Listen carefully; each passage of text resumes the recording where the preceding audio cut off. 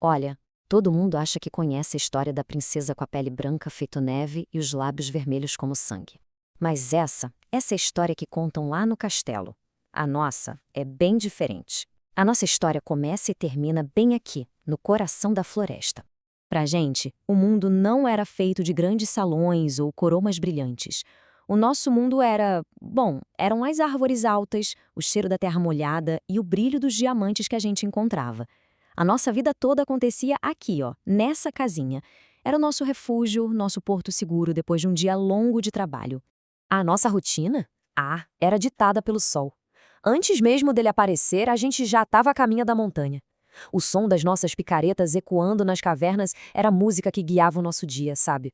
Um trabalho duro, sim, mas era a nossa vida. Simples, previsível e em perfeita harmonia. E no fim do dia, a gente voltava para o nosso mundinho. E aqui, tudo tinha o seu lugar. Eram 7 de cada coisa, tudo do nosso tamanho.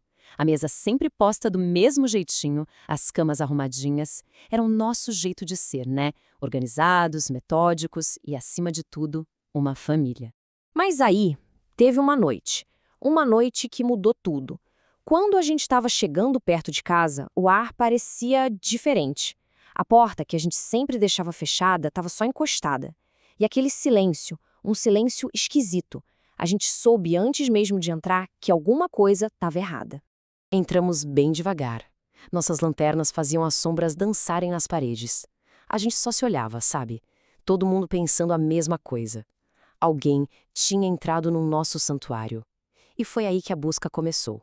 Lá na nossa mesinha, o primeiro sinal. Alguém tinha comido só um pouquinho da sopa de cada prato. Não parecia um ladrão com fome. Era alguém curioso. Só o suficiente para provar de cada um. A gente ficou ainda mais confuso. E não era só isso. Nos nossos copinhos, também. Faltava um golinho em cada um. O mistério só aumentava. Quem faria uma coisa dessas? Seria uma brincadeira? Ou alguém perdido, desesperado? A gente subiu as escadas e o coração já batia um pouco mais forte. As cobertas, sempre tão arrumadinhas, estavam todas mexidas. Alguém tinha deitado em cada uma das nossas camas, procurando um lugar para descansar.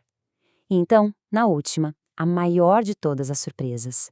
E lá estava ela, uma moça, dormindo tão profundamente, o rosto dela era calmo, a pele branquinha, feito a neve que caía lá fora. A gente ficou em silêncio, só observando. Nossos corações, tão acostumados com a dureza da mina, de repente se encheram de uma ternura que a gente nem conhecia. E quase num sussurro, todos nós pensamos a mesma coisa. Nossa, como é linda! Ela parecia exausta e, sei lá, um instinto de proteger ela tomou conta de todos nós. Sem precisar dizer uma palavra, ficou decidido. Ela ficaria ali, dormindo em paz. O dono da cama simplesmente pegou um cobertor e se ajeitou na poltrona. O conforto dela, naquele momento, era mais importante. Na manhã seguinte, ela nos contou a sua história tão triste. E ali, naquele momento, uma nova vida começou para todos nós. Ela cuidaria da casa, trazendo um calor e uma alegria que a gente nunca tinha tido. E nós, a gente continuaria nosso trabalho na mina, mas agora com um motivo a mais para voltar para casa todo dia. Mas a gente conhecia os perigos do mundo.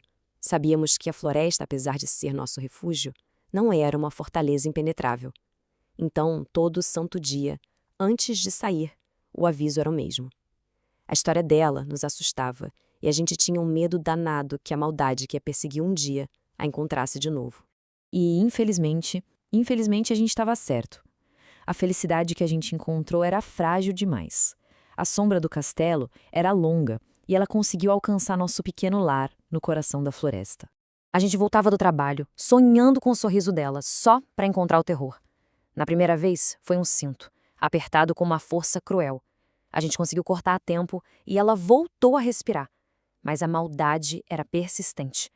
Na segunda vez, não tinha cinto, só ela imóvel no chão, e uma maçã mordida ao lado. Nós tentamos de tudo. Sacudimos, chamamos o nome dela, mas nada. Ela continuou imóvel. O calor do corpo dela tinha sumido. O silêncio que ficou na nossa casa naquele dia era ensurdecedor. Nosso pequeno mundo de alegria tinha sido destruído. Os dias que vieram depois foram os mais escuros das nossas vidas. A gente não conseguia nem imaginar Colocar ela debaixo da terra fria e escura. Era simplesmente insuportável. A nossa dor era grande demais para um adeus tão definitivo. Mesmo naquele sono que parecia eterno, a beleza dela continuava ali, intacta.